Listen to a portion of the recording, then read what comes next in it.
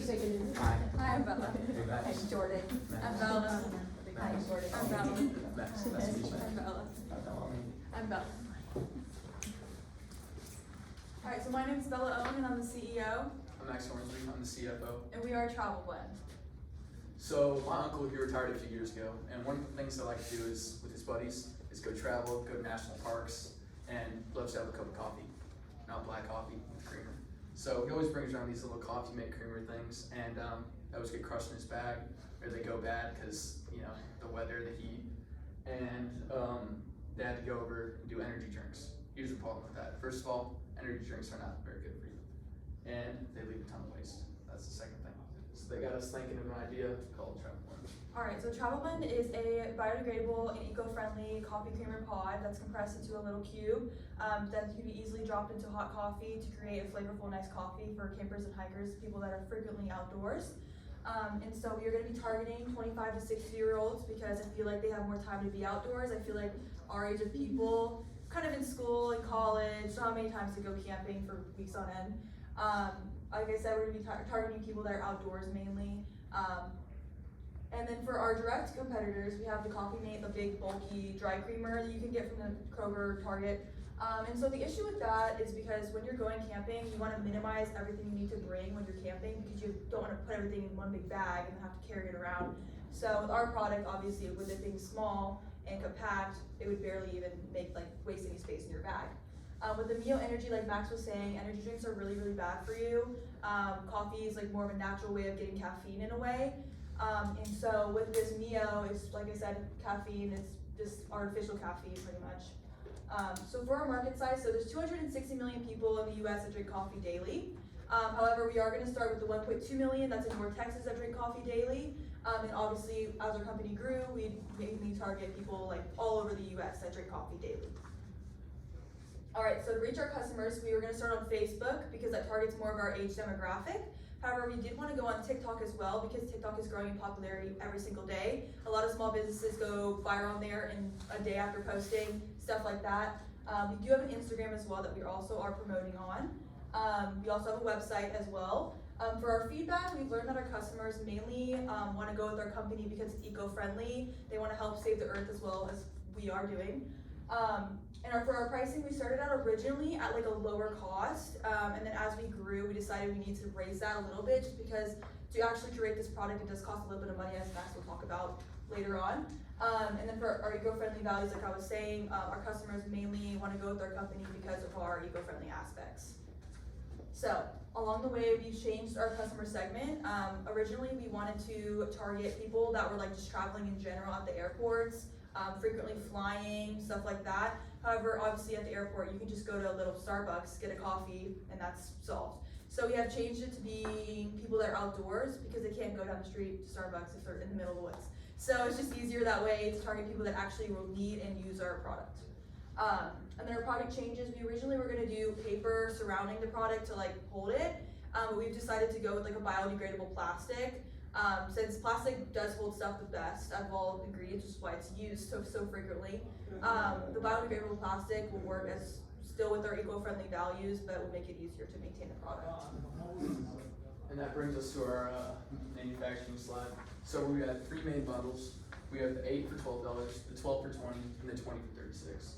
It costs about a little over $2 to produce the 8-pack, $4 for the 12, and just under $7 for the 20. And we have our profit margins right here, still in order, and they range from a little under $6 to a little over $13 total for the three bundles. And here's our subscriptions. This right here is a like a 1 year kind of growth chart. This here is like a 3 year like turnover kind of revenue. Here's our 4 main subscriptions. We have our 1 month, 3 month, 6 month, and 1 year at the different price ranges, being $25 to $240. And our first year, we're planning on making on subscriptions about $160,000. Second year, about $190,000, and our third year, about $220,000. So our first year, we're planning to sell just under 100,000 units with a revenue of $160,000 and a net profit of $87,000. And our market share is going to be approximately 1.17%.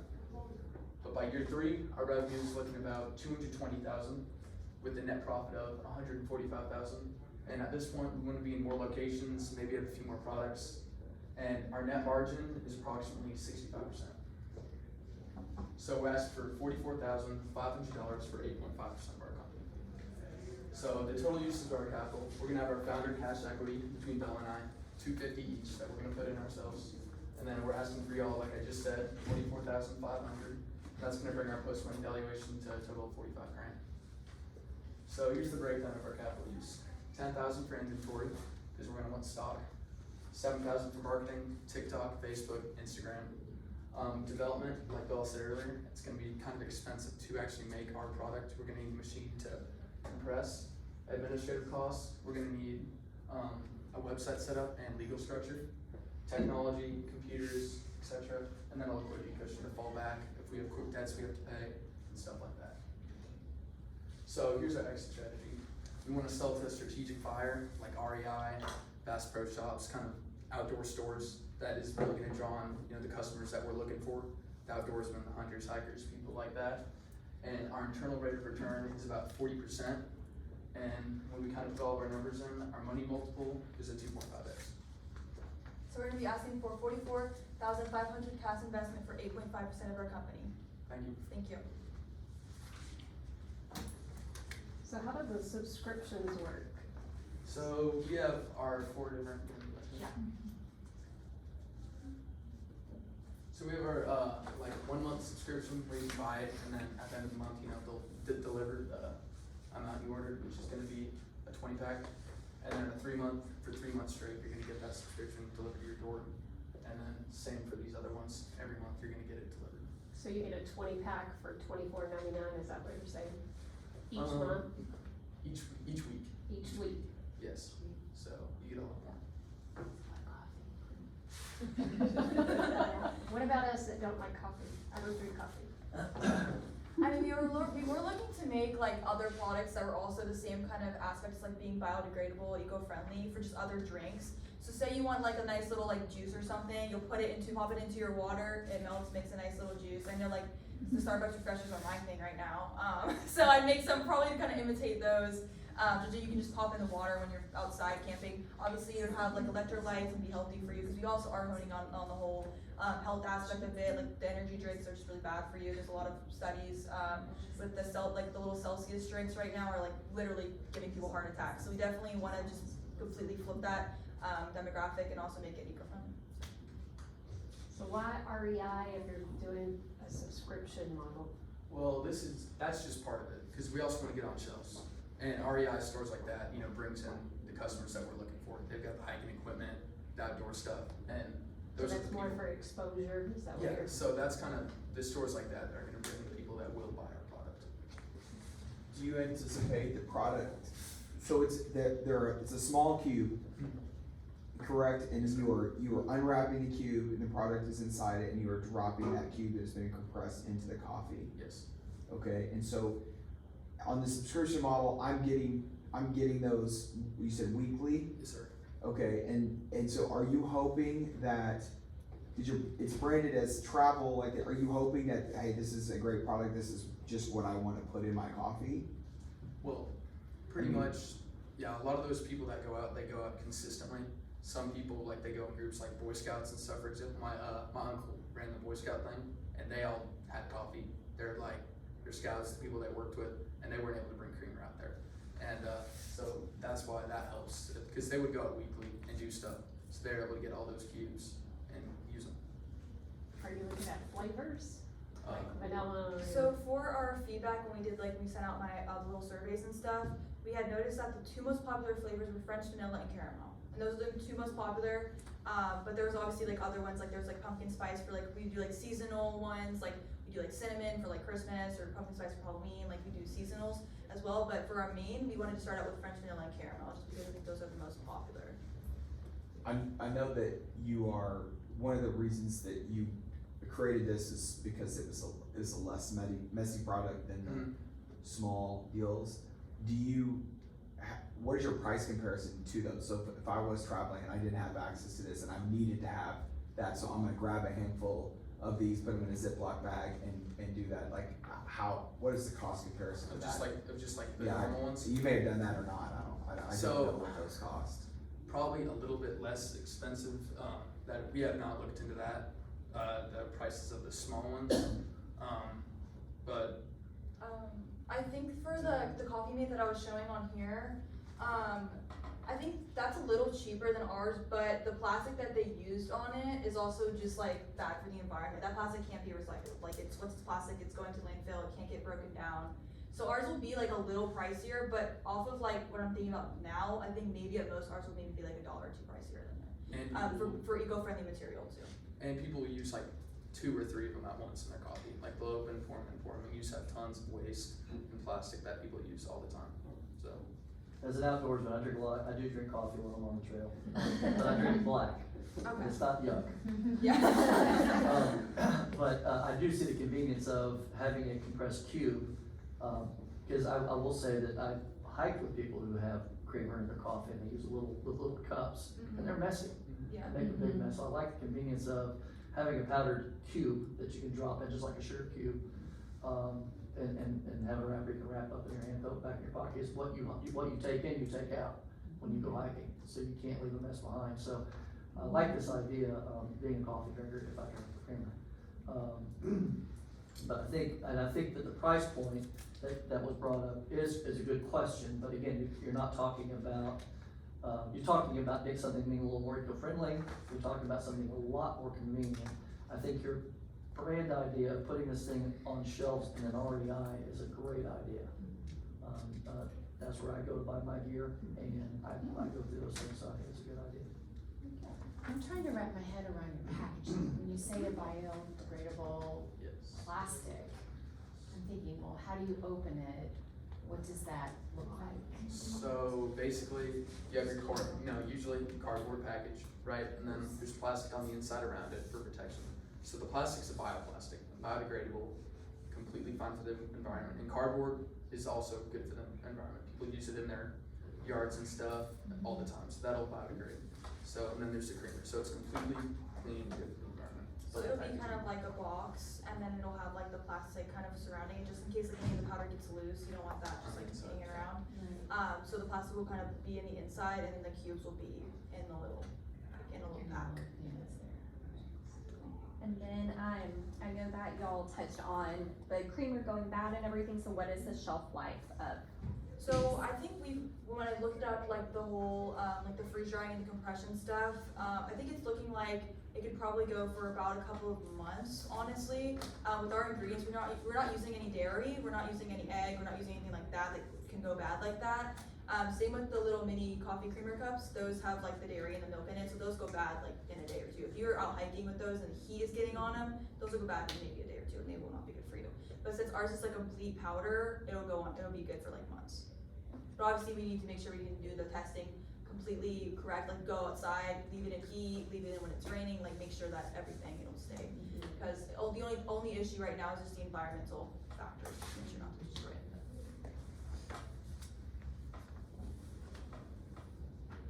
And then one other question, y'all might have said this, so my apologies if you did, but are y'all going to be packaging this, or? Yes. Okay, Yeah, we would start out, and then as our company grew, we'd probably obviously hire, like we'd get a warehouse, we'd get employees, we'd have to do that kind of stuff, but obviously, for now, we kind of just start out kind of small.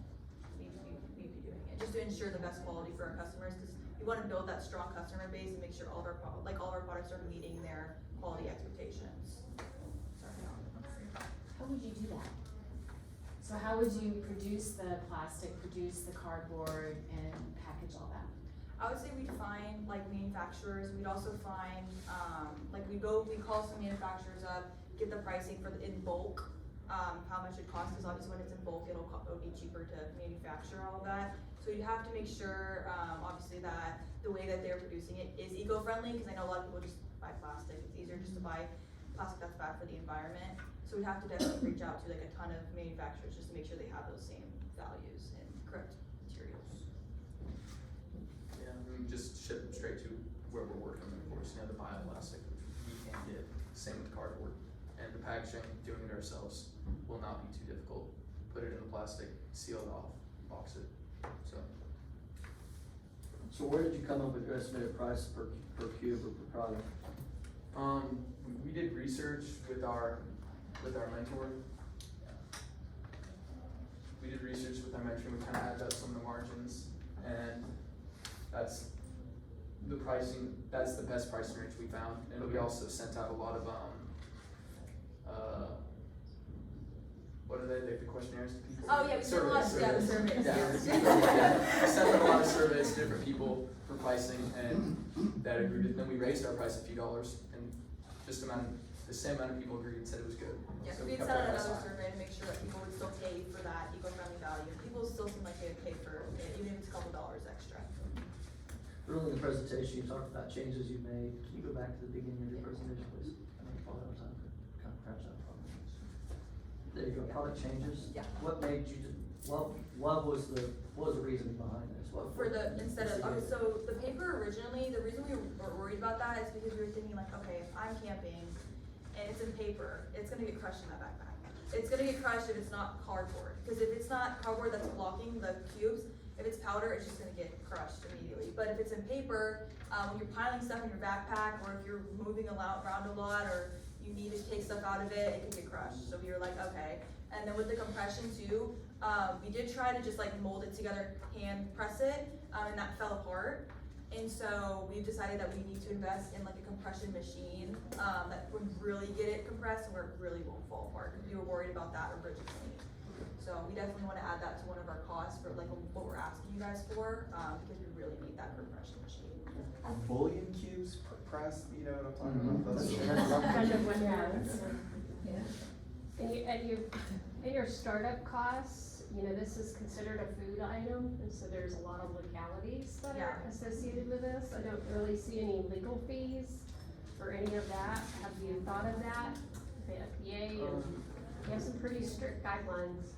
I just, yeah, with Yeah, like, we have yeah. small, Yeah, I know you're talking about, we need like yeah, some our sort of. district costs, yeah, we have a Yeah. few legal, like, we have $5,000 kind of set aside for, you know, website and then like legal, stuff, so that's the money we have there, but we, Right. Probably need to bump that up. yeah, we both. There's a lot of certifications I know you need for that kind of food safety, yeah. Yes.